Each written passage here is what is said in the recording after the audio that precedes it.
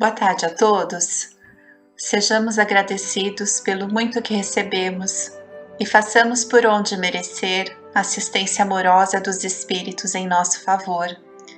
Temos muito a agradecer esses benfeitores amorosos que, com a permissão de Jesus, se deslocam de suas estâncias de trabalho para estarem conosco nestes momentos, a nos inspirarem melhores resoluções, a nos inspirar em bom ânimo. Permita, Jesus, os eflúvios salutares em favor da nossa saúde espiritual e, consequentemente, física, em favor da nossa família, em favor da humanidade terrena. Estejamos com Jesus. Deixo-lhe a paz, a minha paz vos dou, não vou-la dou como o mundo a dá. Não se turbe o vosso coração, nem se atemorice. Pai nosso, que estais nos céus, santificado seja o vosso nome. Venha a nós o vosso reino. Seja feita a vossa vontade, assim na terra como nos céus. O pão nosso de cada dia nos dai hoje. Perdoai nossas dívidas, assim como perdoamos nossos devedores.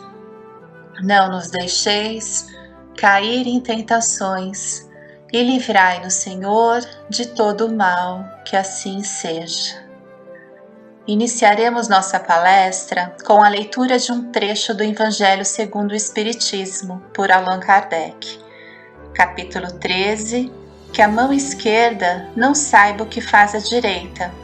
Instruções dos Espíritos, a Beneficência, por um Espírito Protetor, Lyon, 1861, item 15.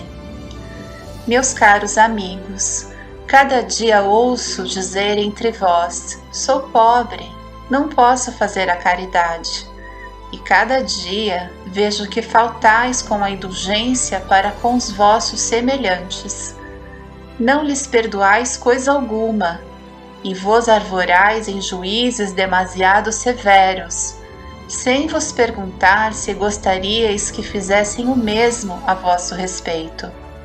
A indulgência não é também caridade? Vós, que não podeis fazer mais do que a caridade e indulgência, fazei pelo menos essa, mas fazei-a com grandeza. Pelo que respeita à caridade material, quero contar-vos uma história do outro mundo. 2 homens acabavam de morrer. Deus havia dito: enquanto esses 2 homens viverem, serão postas as suas boas ações num saco para cada um, e quando morrerem, serão pesados esses sacos. Quando ambos chegaram à sua última hora, Deus mandou que lhe levantassem os 2 sacos. Um estava cheio, volumoso, estufado, e retinha o metal dentro dele. O outro era tão pequeno e fino que se viam através do pano as poucas moedas que continha. Cada um dos homens reconheceu que lhe pertencia. Eis o meu, disse o primeiro. Eu o conheço, fui rico e distribuí bastante. O outro disse: eis o meu, fui sempre pobre. Não tinha quase nada para distribuir. Mas, ó surpresa! Postos na balança, o maior tornou-se leve e o pequeno se fez pesado. Tanto que elevou muito o outro prato da balança. Então Deus disse ao rico: deste muito, é verdade, mas o fizeste por ostentação e para ver o teu nome figurando em todos os templos do orgulho. Além disso, ao dar, não te privaste de nada. Passa à esquerda e fica satisfeito por te ser contada a esmola como alguma coisa. Depois disse ao pobre: deste bem pouco, meu amigo, mas cada uma das moedas que estão na balança representou uma privação para ti. Se não distribuíste a esmola, fizeste a caridade, e o melhor é que a fizeste naturalmente, sem te preocupares de que a levassem à tua conta. Foste indulgente, não julgaste o teu semelhante. Pelo contrário, encontraste desculpa para todas as suas ações. Passa à direita e vai receber a tua recompensa. Esse trecho do Evangelho nos convida à prática da caridade, da indulgência. Todos nós podemos fazer algo por alguém, não é mesmo? Servirmos na condição de instrumentos dóceis da vontade do Pai em favor do nosso semelhante, dar uma consolação, amenizar um sofrimento físico ou moral, fazer uma prece, fazer para o próximo o que desejaríamos que fizessem por nós mesmos é uma boa medida. Ouvir a voz da nossa consciência diante da ocorrência que se apresente também é uma boa medida. Lembremos do óbolo da viúva, que deitou da sua mesma indigência tudo o que tinha. O amor não tem pressa, mas é urgente. Então, comecemos o exercício do amor agora. O amor é imensurável. O menor gesto de amor muda uma vida. Sabemos disso. E estejamos atentos à oportunidade que se apresente. Há muitas maneiras de fazer a caridade. Um gesto, um olhar, um abrigo, desprovida de qualquer interesse. Quando a caridade é muito discutida, o socorro chega tarde, diz-nos Bezerra de Menezes. E aí perdemos a oportunidade de sermos úteis, de aliviar a dor de alguém e, consequentemente, a nossa. No nosso último encontro, Emmanuel prefaciou o livro Os Mensageiros, dizendo-nos que as novas páginas de André Luiz constituem um relatório incompleto de uma semana de trabalho espiritual dos mensageiros do bem junto aos homens. E felizes os que buscarem na revelação nova o lugar de serviço que lhes compete na terra, consoante a vontade de Deus. No primeiro capítulo, Renovação, André Luiz revela os feitos no lar terreno. E quanto à libertação dos laços inferiores, felicitou o espírito. Contudo, a libertação não se fizera espontânea. Guardava a certeza do auxílio de que recebera dos amigos espirituais abnegados na grande transição. André Luiz estava eminentemente surpreendido com sua própria transformação no curso dos acontecimentos. Experimentava o júbilo da descoberta de mim mesmo. Pela primeira vez, André catalogou adversários na categoria de benfeitores. Começou a frequentar de novo o ninho da família terrestre, não mais como o senhor do círculo doméstico, mas como operário que ama o trabalho da oficina que a vida lhe designou. Compelido a destruir meus castelos de exclusivismo injusto, senti que outro amor se instalava em minha alma. Comecei a ouvir o apelo profundo e divino da consciência universal. Somente agora percebia quão distanciado vivera das leis sublimes que regem a evolução das criaturas. André Luiz não mais se aprazia com as reminiscências da terra, Não mais desejava informar-se da procedência dos enfermos nas câmaras de retificação. Somente desejava saber em que lhes poderia ser útil.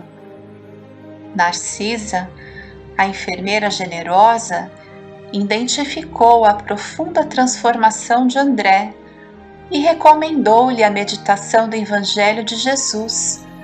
Sabia da intraduzível alegria que André sentia ao contato da harmonia universal, após o abandono das criações caprichosas.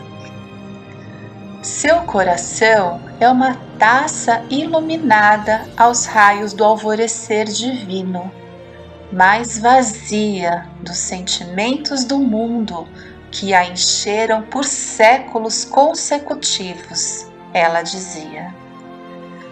Narcisa tinha razão.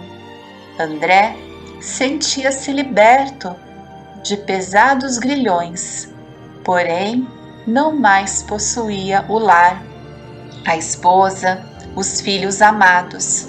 Regressava frequentemente ao círculo doméstico e aí trabalhava pelo bem de todos, mas sem qualquer estímulo. Minha devotada amiga acertara. Meu coração era bem um cálice luminoso, porém vazio. A definição comovera-me. Diante das lágrimas silenciosas de André, Narcisa acentuou o Evangelho de Jesus. Vamos fazer um bem, meu caro. Encha seu cálice com o bálsamo do amor divino. Já que você pressente os raios da alvorada nova, caminhe confiante para o dia. E conhecendo o temperamento de André, homem amante do serviço movimentado, acrescentou generosa. Você tem trabalhado bastante aqui nas câmaras de retificação, mas creio deve você aproveitar os novos cursos de serviço instalados no Ministério da Comunicação. Muitos companheiros nossos habitam-se a prestar concurso na terra, nos campos visíveis e invisíveis do homem, acompanhados todos eles por nobres instrutores. Poderia você conhecer experiências novas, aprender muito e cooperar com excelente ação individual. Por que não tenta? Narcisa deixou André dominado por esperanças diferentes. No final deste capítulo, aqui refletimos. Quando o servidor está pronto, o serviço aparece. Lembram-se dessa colocação quando André Luiz iniciou os trabalhos em nosso lar?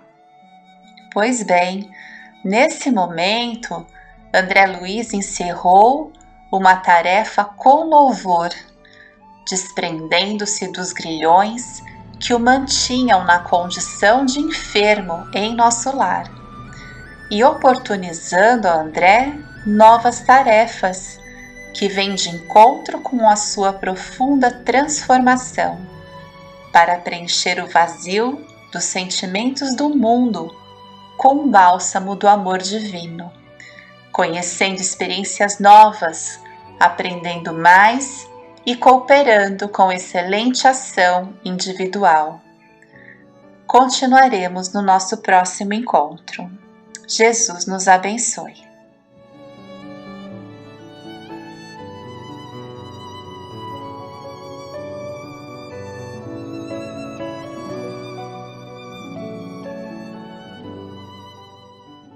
Boa tarde a todos. Vamos começar as reflexões de hoje com uma mensagem do Espírito Sheila, que consta do livro Luz no Lar, psicografado pelo Chico Xavier. E chama-se Luz no Lar. Se a tempestade nos devasta as plantações, não nos esqueçamos do espaço divino do lar, onde o canteiro de nossa boa vontade na vinha do Senhor deve e pode florir para a frutificação a benefício de todos. Organizemos o nosso agrupamento doméstico do Evangelho. O lar é o coração do organismo social. Em casa começa a nossa missão no mundo. Entre as paredes do templo familiar, preparamo-nos para a vida com todos. Seremos lá fora, no grande campo da experiência pública, o prosseguimento daquilo que já somos na intimidade de nós mesmos. Fujamos à frustração espiritual e busquemos no relicário doméstico o sublime cultivo dos nossos ideais com Jesus. O Evangelho foi iniciado na manjedoura e demorou-se na casa humilde e operosa de Nazaré antes de espraiar-se pelo mundo. Não há serviço da fé viva sem aquiescência e concurso do coração. Se possível, continuemos trabalhando sob a tormenta, removendo os espinheiros da discórdia ou transformando as pedras do mal em flores de compreensão, suportando com heroísmo o clima do sacrifício.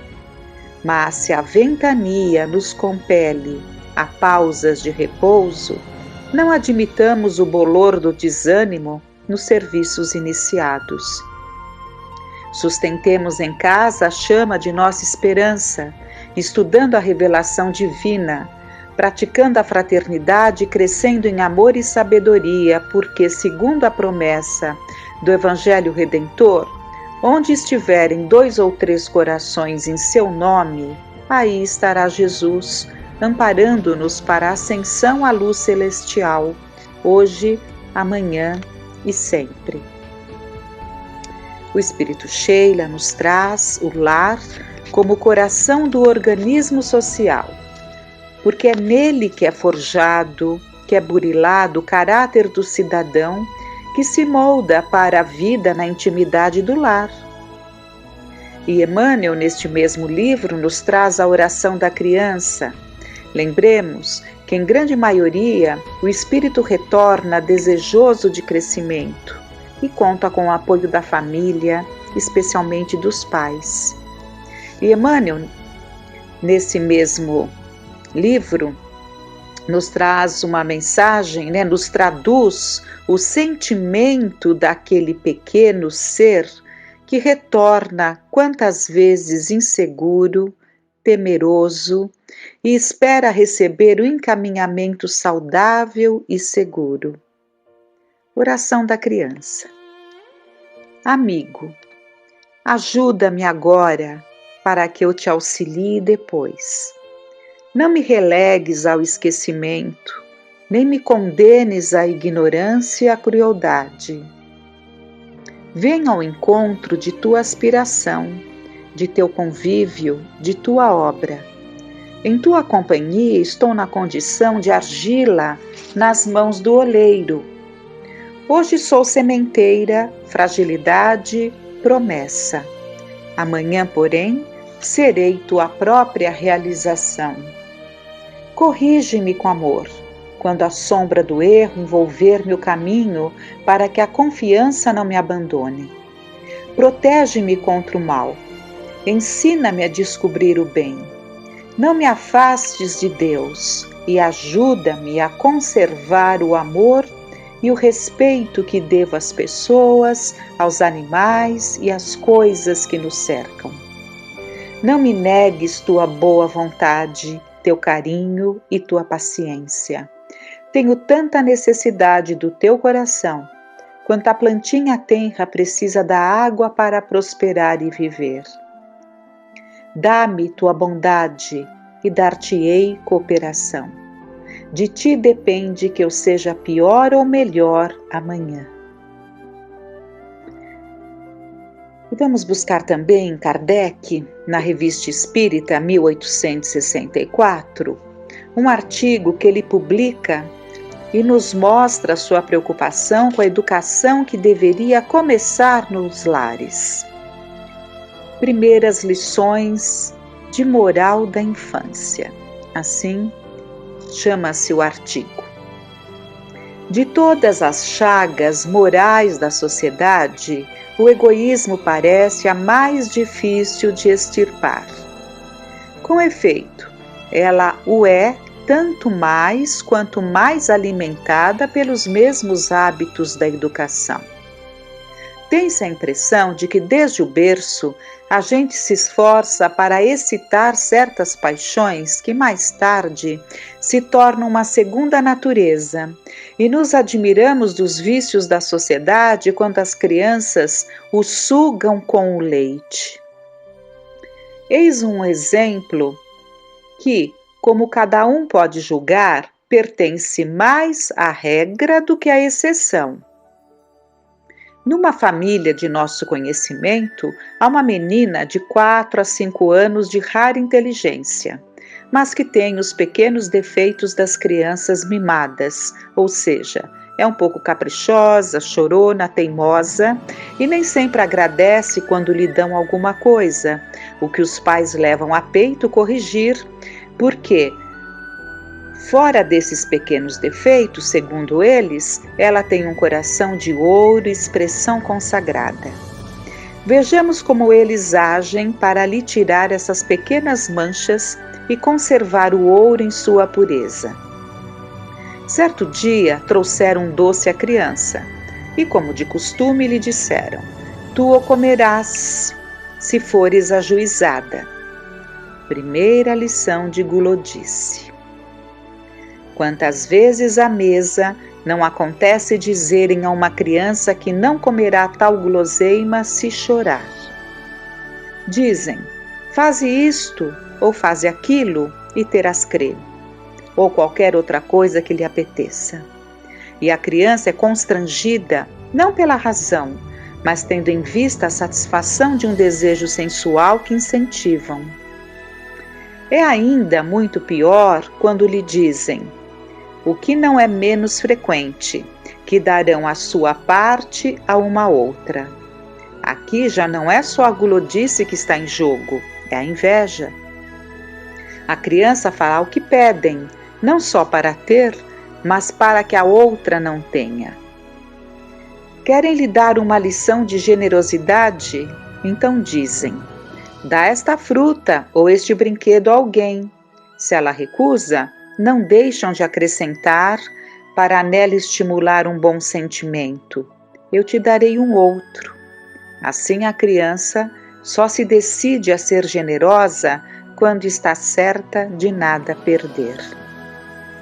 Um dia testemunhamos um fato bem característico nesse gênero. Era uma criança de cerca de 2 anos e meio a quem tinham feito semelhante ameaça, acrescentando: "Nós o daremos ao irmãozinho e tu comerás." Aliás, "Nós o daremos ao teu irmãozinho e tu não comerás." E para tornar a lição mais sensível, puseram a porção no prato deste. Mas o irmãozinho, levando a coisa a sério, comeu a porção. À vista disso, o outro ficou vermelho e não era preciso ser pai ou mãe para ver o lampejo de cólera ou de ódio, que brotou de seus olhos. A semente estava lançada. Poderia produzir bom grão? Voltemos à menina, da qual falamos. Como não levou em consideração a ameaça, sabendo por experiência que raramente a executavam, desta vez os pais foram mais firmes, pois compreenderam a necessidade de dominar esse pequeno caráter e não esperar que a idade lhe tivesse feito adquirir um mau hábito. Diziam que é preciso formar as crianças desde cedo, máxima muito sábia, e para pôr em prática, eis o que fizeram. "Eu te prometo", disse a mãe, "que se não obedeceres, amanhã cedo darei o teu bolo à primeira criança pobre que passar." Dito e feito. Desta vez não cederam e lhe deram uma boa lição. Assim, no dia seguinte de manhã, tendo sido avistada uma pequena mendiga na rua, fizeram-na entrar, obrigaram a filha a tomá-la pela mão e ela mesma lhe dar o seu bolo. Acerca disto, elogiaram a sua docilidade. Moralidade.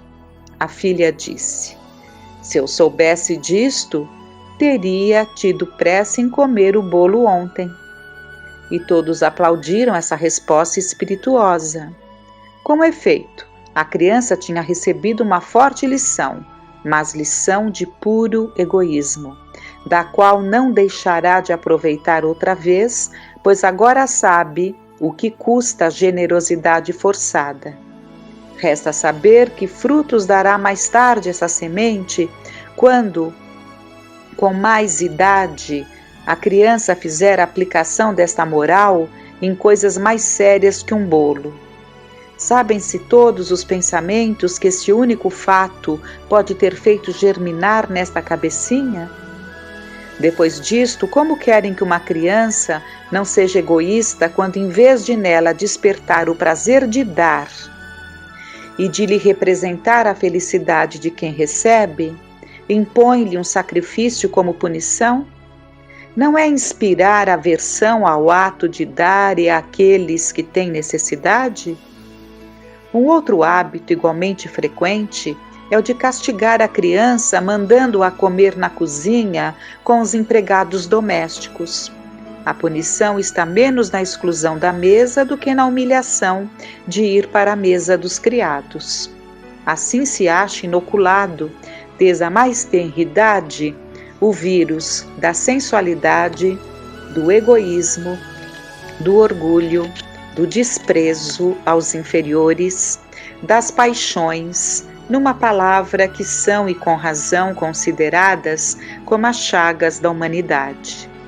É preciso ser dotado de uma natureza excepcionalmente boa para resistir a tais influências produzidas na idade mais impressionável e onde não podem encontrar o contrapeso da vontade nem da experiência. Assim, por pouco que aí se ache o germe das más paixões, o que é o caso mais comum, considerando-se a natureza da maioria dos espíritos que encarnam na Terra, não pode senão desenvolver-se sob tais influências, ao passo que seria preciso espreitar-lhe os menores traços para os abafar. Sem dúvida, a falta é dos pais, mas é bom dizer, muitas vezes estes pecam mais por ignorância do que por má vontade. Em muitos há, incontestavelmente, uma censurável despreocupação, mas em outros a intenção é boa e é o remédio que nada vale, ou que é mal aplicado. Sendo os primeiros médicos da alma de seus filhos, deveriam ser instruídos não só de seus deveres, mas dos meios de os cumprir. Não basta ao médico saber que deve procurar curar. É preciso saber como proceder. Ora, para os pais, onde os meios de instruir-se nesta parte tão... para os pais, onde os meios de instruir-se nesta parte tão importante de sua tarefa, hoje se dá muita importância à instrução, hoje se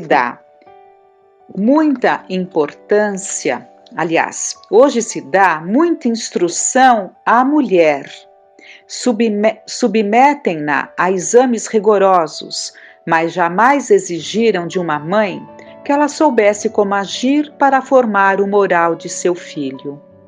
Ensinam-lhe receitas caseiras, mas não a iniciam nos 1001 segredos de governar os jovens corações. Assim os pais são abandonados sem guia à sua iniciativa, razão porque tantas vezes enveredam por falsa rota, também recolhem nas imperfeições dos filhos já crescidos o fruto amargo de sua inexperiência ou de uma ternura mal entendida, e a sociedade inteira lhes recebe o contragolpe. Considerando-se que o egoísmo e o orgulho são a fonte da maioria das misérias humanas, Enquanto reinarem na terra, não se pode esperar nem a paz, nem a caridade, nem a fraternidade. É preciso, pois, atacá-los no estado de embrião, sem esperar que fiquem vivazes. Pode o Espiritismo remediar esse mal? Sem nenhuma dúvida, e não vacilamos em dizer que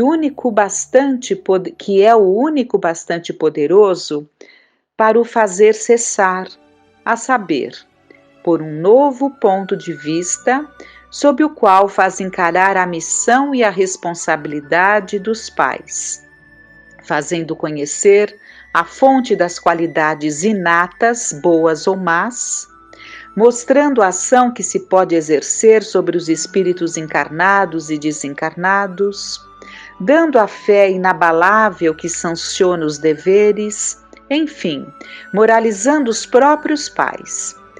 Ele já prova sua eficácia pela maneira mais racional pela qual são educadas as crianças nas famílias verdadeiramente espíritas. Os novos horizontes que abre o Espiritismo fazem ver as coisas de modo bem diverso, sendo seu objetivo o progresso moral da humanidade, forçosamente deverá projetar luz sobre a grave questão da educação moral, fonte primeira da moralização das massas. Um dia compreenderão que este ramo da educação tem seus princípios, suas regras, como a educação intelectual, numa palavra, que é uma verdadeira ciência. Talvez um dia também haverão de impor a toda mãe de família a obrigação de possuir esses conhecimentos, como impõe ao advogado a de conhecer o direito. Hoje, temos a bênção de termos mais acesso ao conhecimento e muito mais condições de nos educarmos para educar. A preguiça, a alienação mental avassaladora que nos dominou por tanto tempo, se dissipará pouco a pouco com as novas tecnologias em que somos instados a interagir, a exercitar o raciocínio, ainda que muitas vezes numa série de inutilidades, mas que configuram um exercício para exercitarmos a atividade mental, tão largamente desprezada. Vamos então nos empenhar na busca do aprendizado, melhorando nossa compreensão da vida, nos empenhando no nosso crescimento moral, que refletirá junto aos nossos. É no lar que temos que trabalhar os valores morais. Os valores morais trabalham sentimentos, que são o verdadeiro poder do espírito. Vamos então, com muita confiança, nos sentindo unidos, rogando a Deus, a Jesus, que nos ilumine, nos ajude a adubarmos o solo do nosso coração, para que se frutifiquem os bons frutos, dulcificando nossos sentimentos, para que não fiquemos frios, distantes, indiferentes a tudo e a todos. Vamos com muita confiança, abrindo as portas do nosso coração. Luz se faça ao nosso entendimento. Que jamais nos falte a chama viva da esperança, da confiança, porque o mais infeliz de todos os infelizes é aquele que perdeu a confiança no Pai e em si mesmo. Elevemos a nossa prece. Pai nosso, que estais nos céus, santificado seja o vosso nome. Venha a nós o vosso reino. Seja feita a vossa vontade, assim na terra como no céu. O pão nosso de cada dia nos dai hoje. Perdoai as nossas dívidas, assim como perdoamos aos nossos devedores.